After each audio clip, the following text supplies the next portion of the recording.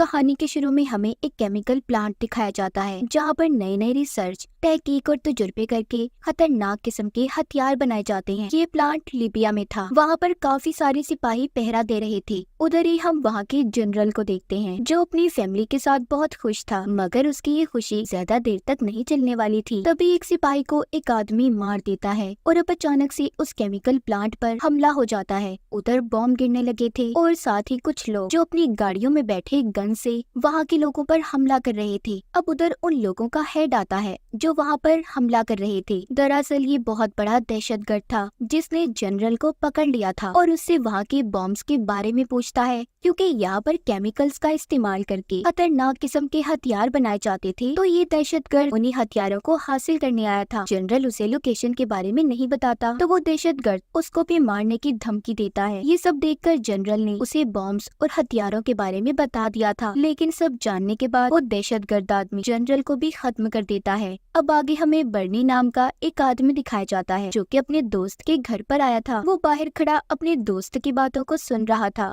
जो अपनी female friend के साथ लड़ रहा होता है जिसका नाम जीना होता है। जीना उसके दोस्त जिसका नाम ली था उससे इसलिए लड़ रही थी क्योंकि जीना का कहना था कि ली अपने काम की वजह से उसे सही से वक्त नहीं देता। अब तभी ली दरवाजा खोलता है जिसके सामने बर्नी खड़ा था। वो उसे अपने साथ लेने के लिए आया था। दरअसल बर्नी ने एक बार में जुआ खेलकर अपनी अंगूठी हार गया, मगर वो उसे बहुत पसंद थी और वो बहुत कीमती भी होती है, तो इसीलिए वो ली को अपने साथ लेने आया था ताकि ये लोग बार में जाकर वो अंगूठी दोबारा हासिल कर सके। ली का बर्नी बहुत अच्छा दोस्त था तो इसलिए वो बर्नी के साथ जाने के लिए तैयार हो जाता है। बर्नी रास्ते में जाते हुए उसे बताता है कि मेरी अंगूठी जिसके पास है वो यहाँ का सबसे बड़ा गैंगस्टर है, इसलिए हमें पहले बारटेंडर से बात करनी चाहिए कि वो हमारी अंगूठी वापस ले दे। जब ये जाकर बारटेंडर से बात करते हैं तो वो इनसे यही कहता है कि अगर अंगूठी चाहिए तो तुम्हें उन लोगों के साथ फाइट करनी होगी, लड़ना होगा, तभी तुम लोग अपनी अंगूठी ले सकते हो। अब ली जो कि लड़ाई में काफी माहिर था वो एक एक करके सबको मारने लगता है। सबको बड़े मजे से धो रहा था। बर्नी जो दूर बैठा ये सब बहुत ही मजे से देख रहा होता है। उसे तो ऐसा लग रहा था कि जैसे उसके सामने कोई फिल्म चल रही हो। अब जब आखिरी आदमी बचता है तो बर्नी उसे मारने के लिए उठता है, मगर उस गैंगस्टर के आदमी ने डर की वजह से बर्नी की अंगूठी को वापस कर दिया था। अब दोबारा से केमिकल प्लांट का सीन दिखाया जाता है जहाँ पर वही दहशतगर्द जिसने जनरल को मारा था अब वो वहाँ के बाकी के बचे हुए सिपाहियों को गोलियां चलाकर मार रहा था। आगे हमें CIA हेडक्वार्टर दिखाया जाता है जहाँ पर हम एक्सपेंडेबल 4 की टीम को देखते हैं जो इस मूवी का नाम भी है। वहीं पर ली और बर्नी भी आते हैं। यहाँ पर हमें पता चलता है दरअसल ये दोनों CIA की टीम का हिस्सा है जो कि एक्सपेंडेबल के नाम से बहुत ज्यादा फेमस और मशहूर थी। जीना भी CIA के साथ मिलकर काम क्या करती थी। यहाँ पर ये सब लोग एक नए साथी से मिल रहे होते हैं। ली और बर्नी को यहाँ पर इनका एक साथी बताता है कि हमें एक मिशन मिला है जिसको हमें जल्दी पूरा करना होगा। तभी उनके पास इनका हेड आता है जो बताता है कि आप लोगों का मिशन एक खतरनाक दहशतगर्द को पकड़ने का है, यानी कि वही दहशतगर्द जिसने लीबिया में केमिकल प्लांट पर खतरनाक हमला किया था। हेड इन सबको उसकी तस्वीर दिखाता है और साथ ही उसके बारे में बताता है कि इसका एक और साथी है जो बहुत बड़ा गैंगस्टर है। अब ये सब एक प्लेन में बैठकर लीबिया के लिए निकल जाते हैं। लगभग 3 घंटे के बाद जब ये लीबिया में पहुँचते हैं तो इन पर उस दहशतगर्द की टीम ने हमला कर दिया था। अब जिस वजह से ली कहता है कि हमें चलते प्लेन से उतरना होगा। सारी टीम प्लेन से उतर जाती है, मगर बर्नी अभी भी प्लेन में ही था। वो अपने साथियों को वहाँ पर छोड़कर चला जाता है। उधर दहशतगर्द ने भी बॉम्ब और न्यूक्लियर हथियारों को चुरा लिया था और चुराकर जब बिल्डिंग से बाहर निकल रहा होता है तो ली का साथी उसे शूट करने की कोशिश करता है, मगर उसकी नजर कमजोर थी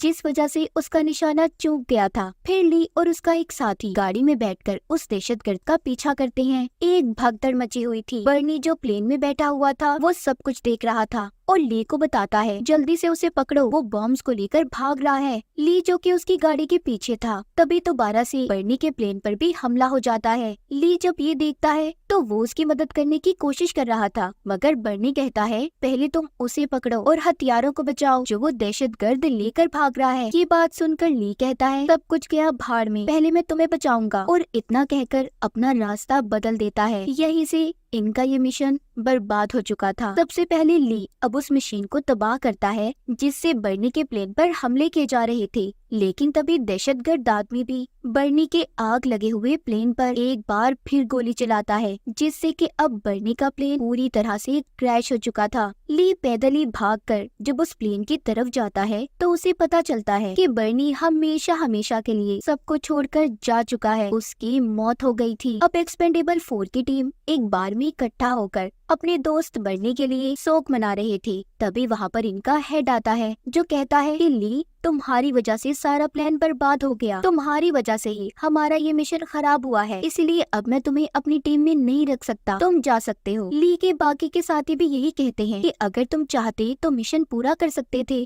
तुमने हमारे दोस्त बर्नी की कुर्बानी को भी जाया कर दिया जो उसने इस मिशन के लिए दी थी। ये सब सुनने के बाद अब ली वहाँ से चला जाता है। ये अब एक्सपेंडेबल 4 की टीम का हिस्सा नहीं रहा था तो इसके पास अब पैसे भी नहीं होते, इसलिए ली नई जॉब को ढूंढने लगता है। वो एक अखबार पढ़ता है जिसमें उसे सोशल मीडिया इन्फ्लुएंसर के गार्ड की जॉब नजर आती है जो कि बहुत ही बदतमीज किस्म का आदमी था। इसलिए ली पहले ही दिन उस आदमी से लड़कर उसे मारकर अपनी जॉब छोड़ देता है और फिर ये घर आ गया था। घर आने के बाद इसे अपने दोस्त बर्नी की याद आती है। उसकी अंगूठी देखकर सोचता है कि वो उसके कातिलों से जरूर बदला लेगा। तभी उसे अपने घर पर एक फाइल मिलती है। उसकी दोस्त जीना भी उसके घर आती है जिसको हमने कहानी के शुरू में देखा था। ये भी सीआईए के साथ ही काम किया करती थी, मतलब एक्सपेंडेबल 4 की टीम का हिस्सा थी। वो जीना से पूछता है कि ये किसकी फाइल है। वो कहती है ऑसलॉट की फाइल है। ये उस वक्त की बात है जब इस केस को बर्नी ने हल किया था। ऑसलॉट एक बहुत बड़ा गैंगस्टर था। इस केस के बारे में एक शर्त थी कि जब तक कोई भी एक भी इंसान इस केस से जुड़ा रहेगा और वो जिंदा होगा, इस केस को कोई भी नहीं खोल सकता। अब क्योंकि बर्नी ही अकेला इस केस के बारे में जानता था जो पहले जिंदा बचा था, अब क्योंकि वो भी मर गया है इसलिए हमें इस केस की फाइल मिली है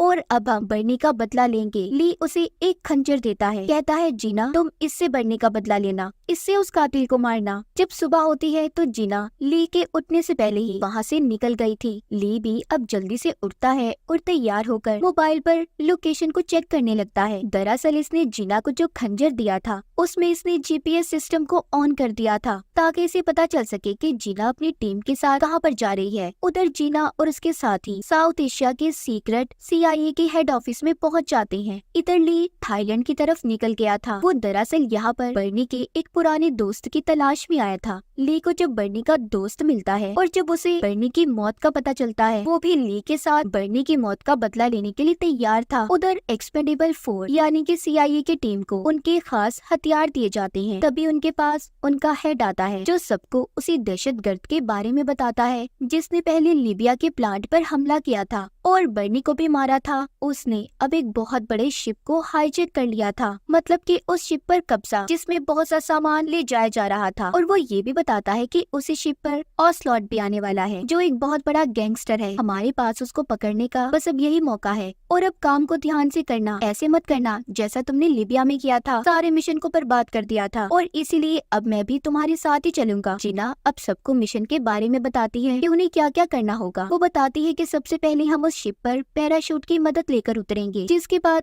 हम सबसे पहले ऑसलॉट को मारेंगे और फिर उस दहशतगर्द को, जिसके बाद हम उन न्यूक्लियर हथियारों को हासिल कर लेंगे जो हथियार लीबिया के प्लांट से चुराए गए थे और फिर ये हमारा मिशन पूरा हो जाएगा। उधर ली बर्नी के दोस्त से बात करता है जो इसको मिला था। वो उससे पूछता है कि तुम तो बर्नी के इतने अच्छे दोस्त थे ना, तो तुमने उसे क्यों छोड़ दिया, उसे छोड़कर क्यों चले गए थे। वो बताता है कि मैंने अपनी जिंदगी में बहुत से लोगों को मारा और मुझे उन्हें मारकर खुशी महसूस होने लगी थी, इसलिए खुद को रोकना बहुत जरूरी था। मैं सबको छोड़कर यहाँ दूर आ गया ताकि मैं खुद को बदल सकूं। अब शिप पर दिखाया जाता है एक्सपेंडेबल 4 की टीम भी शिप पर पहुंच गई थी, मगर उस शिप में पहले से दहशतगर्द की आर्मी जमा थी जो इन सबको चारों तरफ से घेर लेते हैं और इनके हथियार छीनकर उन्हें एक जगह पर शिप में ही बंद कर दिया था। जिसके बाद ये सभी एक दूसरे पर इल्जाम लगाने लगते हैं कि यहाँ पर कौन किसकी गलती की वजह से फंसा। तभी उधर दहशतगर्द के आदमी आते हैं और इनसे पूछते हैं कि तुम लोगों का लीडर कौन है। ये सुनकर उनका लीडर कहता है कि मैं हूँ हेड। तो वो अब सीआईए के हेड को पकड़कर अपने साथ ले जाते हैं। इतनी देर में ली और बर्नी का दोस्त भी शिप के पास पहुँच गए थे।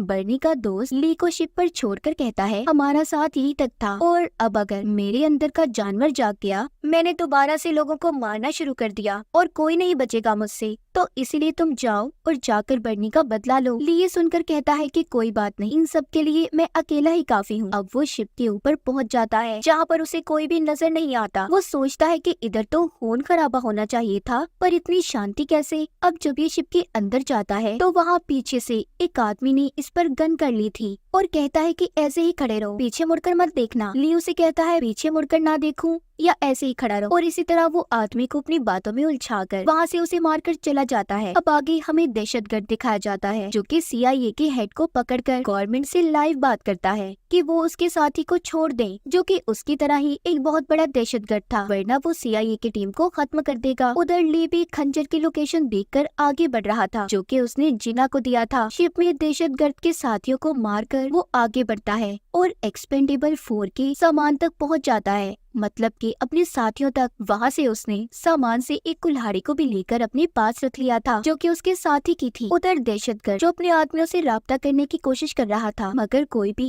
उसकी बात का जवाब नहीं देता। तभी वॉकी टॉकी से ली उससे बात करता है और कहता है तुम्हारे सारे आदमी लंबी नींद सो चुके हैं। दहशतगर्द जब ली की आवाज को सुनता है कहता है ओ अच्छा तो तुम हो, चलो अच्छा हुआ तुम भी यहाँ पर आ गए, तुम्हें भी मैं तुम्हारे दोस्त के पास जल्दी पहुँचा दूंगा, यानी के ऊपर। इसके बाद दहशतगर्द अपनी आर्मी को ली को मारने भेज देता है, मगर वो ली के बारे में नहीं जानते थे कि वो कितना ताकतवर और खतरनाक इंसान था। ली एक एक करके सबको मार के आगे बढ़ रहा था और एक तबाही मचा देता है। उधर ही अब बर्नी का दोस्त भी आ जाता है जो ली को यहाँ पर छोड़कर गया था। उसके हाथ में खतरनाक हथियार थे जिससे वो एक एक आदमी को मार रहा था। ली जब उसे देखता है तो पूछता है तुम यहाँ पर क्या कर रहे हो, कहीं रास्ता तो नहीं भूल गए। जिस पर बर्नी का दोस्त कहता है मैं ऐसे ही बर्नी के उस दोस्त को कैसे मरने दे सकता हूँ जिससे बर्नी इतना प्यार करता था। अब ये दोनों मिलकर दहशतगर्द की आर्मी का मुकाबला करते हैं और फिर इन्होंने उस जगह को भी ढूंढ लिया था जहाँ पर इनके बाकी के साथी कैद थे। जब ये उस जगह पर आकर देखते हैं मगर अब वो भी यहाँ से जा चुके थे। उन लोगों ने भी यहाँ से बाहर जाने का रास्ता ढूंढ लिया था लेकिन उनके पास कोई हथियार नहीं था जिस वजह से वो कुछ भी नहीं कर सकते थे। अब ली अपने साथियों की मदद करता है उन तक पहुंचकर, जिसके बाद ये सब अब उस बॉम्ब तक पहुंच जाते हैं जो दहशतगर्द ने इन्हें मारने के लिए शिप में लगाया था, जिस पर 27 मिनट का वक्त चल रहा था। ली से उसके साथी कहते हैं अब हम क्या करेंगे, जिस पर ली कहता है फिक्र नहीं करो हमारे पास 27 मिनट ही बहुत हैं। जिसके बाद एक्सपेंडेबल 4 दहशतगर्द की आर्मी पर टूट पड़ते हैं। हर कोई अपनी महारत दिखाकर उन्हें मार रहा था। ली की लड़ाई दहशतगर्द से होती है, दोनों एक दूसरे पर भारी पड़ रहे थे। ली दहशतगर्द को चाकू मारता है जिस पर वो कहता है बस इतना ही कर सकते हो, इतना सा चाकू है तुम्हारे पास। अब ली अपने साथी की कुल्हाड़ी मारकर कहता है इससे बड़ा चाकू देखोगे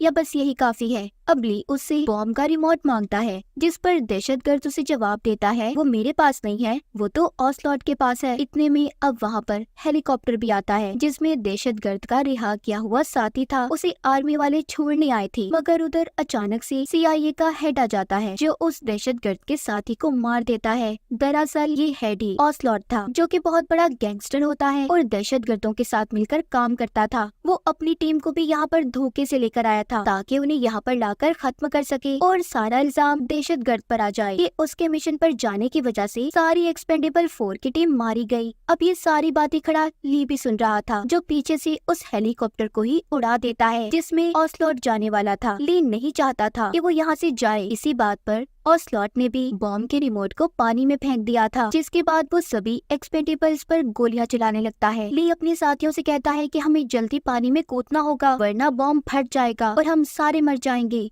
इसके अलावा हमारे पास कोई रास्ता नहीं है। ये बात सुनकर बर्नी का दोस्त कहता है पानी में क्यों कूदना, मेरी बोट इस शिप के पीछे ही बंधी हुई है। अब ये सभी शिप के पीछे के रास्ते से बाहर निकलते हैं और सभी एक रस्सी की मदद से बर्नी के दोस्त की बोट में चले जाते हैं। जब ली की बारी आती है तो वो रस्सी को काट देता है और कहता है कि मेरी कुर्बानी जाया मत जाने देना। बॉम्ब में अभी भी 6 मिनट का वक्त बचा था। ली जल्दी से कंट्रोल रूम में जाता है और उस शिप के रुख को बदल देता है ताकि बॉम्ब फटे तो शिप उस वक्त शहर के पास ना हो। उधर ऑसलॉट भी अपने लिए बोट का इंतजाम करवाता है और अपने आदमियों से कहता है कि एक्सपेंडेबल 4 में से कोई भी आदमी नहीं बचना चाहिए, मगर वो ये बात नहीं जानता था कि एक्सपेंडेबल्स तो कब का जा चुके हैं। अब सिर्फ शिप में ली ही बचा था, इसीलिए वो ली पर अंधाधुंध फायरिंग करने लगते हैं। ली भी जवाब में गोलियां चला रहा था लेकिन जल्दी उसकी गन में गोलियां खत्म हो जाती हैं। तभी उसे अपनी तरफ एक हेलीकॉप्टर आता हुआ दिखाई देता है और उस शिप के ऊपर बॉम्ब गिरा देता है। जब ली बाहर आकर देखता है तो वो ऑसलॉट अभी भी जिंदा था। वो उसे अब भी अपने साथ लड़ने के लिए बोल रहा था। ली जब उससे लड़ने चाहता है तो वो धोखे से अपनी गन निकाल लेता है। तभी हेलीकॉप्टर ऊपर से आकर ऑसलॉट पर भी हमला कर देता है जिससे उसकी भी मौत हो गई थी। हेलीकॉप्टर में कोई और नहीं बल्कि बर्नी था जो अभी भी जिंदा था। ली उसे ऐसे देखकर हक्का बक्का रह जाता है। अब वो उसके साथ हेलीकॉप्टर में बैठकर वहाँ से चला गया था। जब ये थोड़ा सा दूर आते हैं तो एकदम से शिप में भी ब्लास्ट हो जाता है। हेलीकॉप्टर में ली बर्नी से पूछता है कि तुम जिंदा कैसे बचे, मैंने खुद तुम्हारी लाश को देखा। बर्नी कहता है 25 साल पहले मैं एक मिशन पर था जिसमें मेरे 8 साथी मारे गए थे। बस उसकी फाइल तभी निकल सकती थी जब मैं मरता, तो इसीलिए मैंने ये सब नाटक किया। अगर मैं ये सब नाटक ना करता तो हमें कभी भी ऑसलॉट के बारे में ना पता चलता, तो मैं बस उसे मारना चाहता था। ली पूछता है कि ये हेलीकॉप्टर तुम्हें कहाँ से मिला। वो कहता है मेरी दोस्त, पुराने लिंक्स कभी न कभी तो काम आते ही है ना। अब खैर सभी एक्सपेंडेबल्स मिलकर अपने मिशन को पूरा करने और बर्नी के जिंदा होने की खुशी में एक बार में जमा थे। ली बर्नी से पूछता है तो उस प्लेन में किसकी लाश थी जिसमें तुम बैठे थे। वो बताता है कि वो आदमी तुम्हें याद है जिसने तुम्हारी अंगूठी चुराई थी। इस बात पर ये दोनों इसी तरह हंसने लगते हैं और इसी के साथ हमारी इस फिल्म की कहानी भी यहीं पर खत्म हो जाती है।